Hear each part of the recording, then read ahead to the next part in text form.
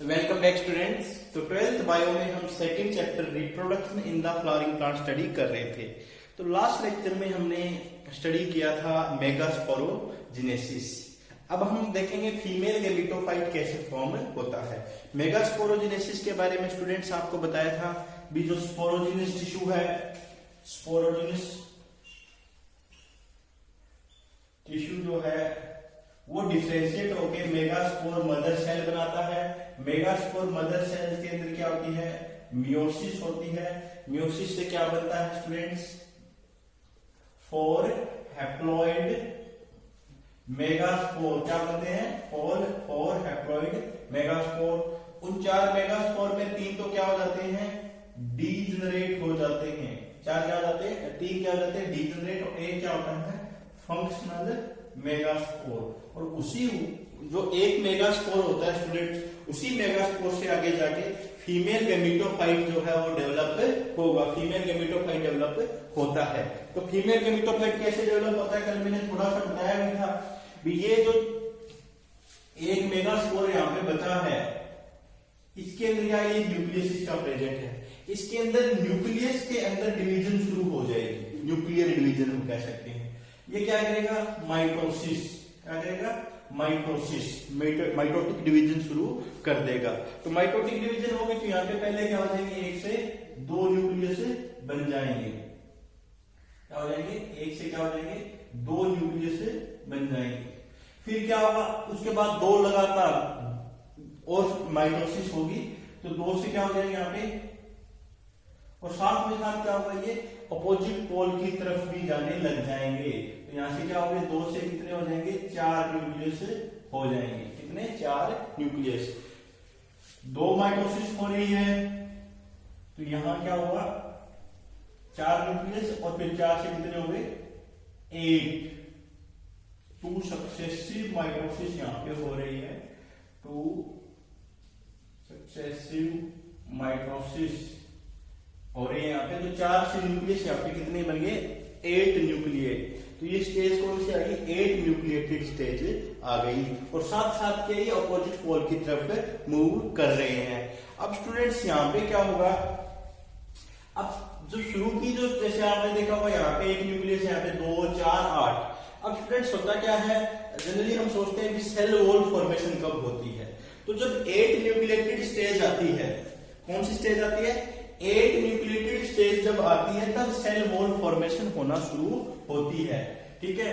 तो और साथ साथ क्या होता है, कुछ न्यूक्लियस ऊपर की तरफ चला जाते हैं, कुछ बीच में रह जाते हैं, कुछ क्या होते हैं नीचे की तरफ चले जाते हैं। तो जो ये जो ऊपर की तरफ क्या है, ये मान लो 3 न्यूक्लियस है, ये तो ऊपर की तरफ चले गए। ये क्या हो गए, 3 यहाँ पे इकट्ठे हो गए और 2 बीच में रह गए। मतलब 2 तो दोनों एंड की तरफ चले गए और 2 क्या रहे, 3 और 3 तो दोनों एंड की तरफ चले गए। 2 न्यूक्लियस क्या रहेंगे, बीच में रह गए।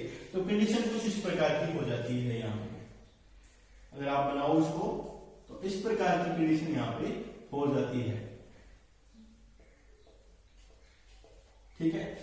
तो यहाँ पे क्या होते हैं फिर सिनर्जिड की, अब क्या होगा, यहाँ पे सेल वॉल फॉर्मेशन होना शुरू हो जाता है। सेल वॉल फॉर्मेशन क्या होता है, सेल वॉल फॉर्मेशन होना शुरू हो जाता है। तो क्या होगा, यहां पे क्या होता है, पहले इनके बाहर से एक सेल वॉल बन रही है, यहां पे बन रही है एक सेल वॉल, इसके बाहर से आ गई और इनके बाहर से सेल वॉल की फॉर्मेशन हो जाती है। तो इस प्रकार की कंडीशन आ जाती है। तो इस कंडीशन को क्या बोलेंगे, एक सेल, 2, 3, 4, 5, 6, 7 सेल। और न्यूक्लियस कितने हो गए, 1, 2, 3, 4, 5, 6, 7, 8 न्यूक्लिएटेड। ये कंडीशन कौन सी होगी, 7 सेल एंड 8 न्यूक्लिएटेड कंडीशन हो गई। तो यहाँ पे क्या होता है, सिनर्जिड सेल जो होती है, सिनर्जिड सेल्स, उनकी फॉर्मेशन होने लग जाती है। किसकी, सिनर्जिड और एंटीपोडल एग सेल, और ये बीच में जो पूरी बचती इसको बोलेंगे सेंट्रल सेल। इन सेल की यहाँ पे फॉर्मेशन हो जाती है।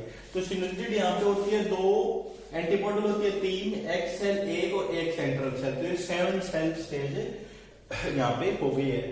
7, ठीक है, तो टोटल 7 हो गए ना, तो ये 7 सेल और न्यूक्लियस इसके अंदर कितने 1 2 3 4 5 6 7 8। इसमें तो इन दोनों में तो 2 न्यूक्लियस होंगे, एक एक में एक, इनमें भी एक सेल में भी एक, और सेंट्रल सेल में कितने न्यूक्लियस होते हैं 2 न्यूक्लियाई प्रेजेंट होते हैं। इसके अंदर कितने न्यूक्लियस प्रेजेंट होते हैं 2 न्यूक्लियस प्रेजेंट होते हैं। इसी डायग्राम को अगर यहाँ पे अगर देखें तो ये डायग्राम यहाँ पे बना हुआ है, इसमें जो ऊपर जो 3 सेल बनी हुई है ये एंड कौन सा है चालेजल एंड है, चालेजल एंड है। इसकी तरफ पे 3 जो सेल प्रेजेंट है तीनों को मैं इकट्ठा लिख रहा हूं, ये है एंटीपोडल सेल। कौन से सेल है स्टूडेंट्स, ये है एंटीपोडल सेल। एंटीपोडल सेल है वो किधर प्रेजेंट होती है चालेजल एंड की तरफ प्रेजेंट होती है। और स्टूडेंट्स ये जो बीच की जो सेल है इसको बोलते हैं सेंट्रल सेल। क्या बोलते हैं सेंट्रल सेल।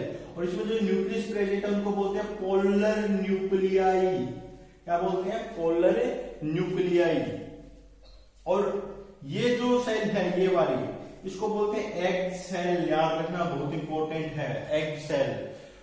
ये दोनों जो सेल है 1 और 2 ये दोनों होती है सिनर्जिड सेल, या सिनर्जिड लिख रहा हूं सिंपल में, ठीक है। और ये जो अपरेटस यहाँ पे बना हुआ है ये कौन सा है फिलीफॉर्म अपरेटस। कौन सा है फिलीफॉर्म अपरेटस, फिलीफॉर्म अपरेटस, ठीक है। तो स्टूडेंट्स फिलीफॉर्म अपरेटस सिनर्जिड की ही फॉर्मेशन होती है। ये फिलीफॉर्म अपरेटस क्या करता है, जो पोलर ट्यूब यहां से आएगी, पोलर ग्रेन यहां से इस माइक्रोपाइल से एंटर करेगा। ये एंड कौन सा है माइक्रोपाइलर एंड, ठीक है। इधर से एंटर करेगा तो ये गाइड करेगी पोलन को, जो मेन गैमीट होगा उसको गाइड करने का काम करेगी। इसके साथ साथ जब टिश्यू वॉल की फॉर्मेशन होती है वहां पे शॉक लगता है, उस शॉक से बचाने का काम भी करती है। दूसरा जो ये सिनर्जिड सेल है इसके अंदर ये जो न्यूक्लियस प्रेजेंट है, ऊपर क्या प्रेजेंट है इनके लिए वैक्यूल प्रेजेंट है। और इनके जस्ट पीछे क्या प्रेजेंट होती है एग सेल प्रेजेंट होती है। और एग सेल का न्यूक्लियस ऊपर की तरफ प्रेजेंट है, सिनर्जिड का नीचे की तरफ प्रेजेंट है।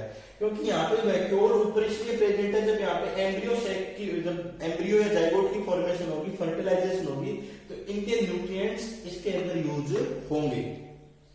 और एग सेल में भी वैक्यूल होता है, वो इधर नीचे की तरफ प्रेजेंट होगा, इसके पीछे दिखाई नहीं देगा, ठीक है।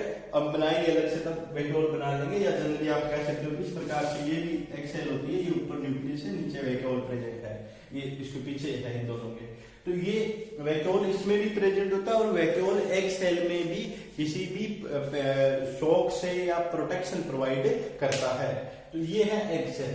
और ये बीच में जो पूरी सेल है इसको बोलते हैं सेंट्रल सेल। इसमें 2 न्यूक्लियस प्रेजेंट होते हैं, उनको बोलते हैं पोलर न्यूक्लियाई। ऊपर जो चालेजल एंड पे 3 सेल प्रेजेंट है, ये सेल है स्टूडेंट्स एंटीपोडल सेल। कौन सी सेल है एंटीपोडल सेल। एंटीपोडल सेल का यूज हो जाता है जब फर्टिलाइजेशन हो जाती है, जाइगोट बनता है और एंडोस्पर्म बनता है, तो वहां पे इनका यूज हो जाता है, न्यूट्रिएंट्स इनसे ले लिए जाते हैं, तो ये भी यूजेबल हो जाती है आपका फर्टिलाइजेशन। तो ये सारी चीजें आपने एक बार स्टडी करनी है। ये पूरा फीमेल गैमेटोफाइट है। फीमेल गैमेटोफाइट बना किससे स्टूडेंट्स, ये बना है एक मेगास्पोर से। ये क्या है मेगास्पोर है, जो कि फंक्शनल था मेगास्पोर, ठीक है, उससे ये बना है। इसके अंदर न्यूक्लियर डिवीजन हुई है और इस प्रकार की कंडीशन। और इस जो स्टेज होती है इसको बोलते हैं 7 सेल्ड 8 न्यूक्लिएटेड स्टेज। बोर्ड में आपसे इसी तरह से डायरेक्ट क्वेश्चन पूछ लिया जाता है। तो स्टूडेंट्स आपने अभी इतना पढ़ना है, नेक्स्ट हम पॉलिनेशन शुरू करेंगे, फिर इसको दोबारा पढ़ेंगे कि इसमें फर्टिलाइजेशन होती कैसे। Okay students, thank you.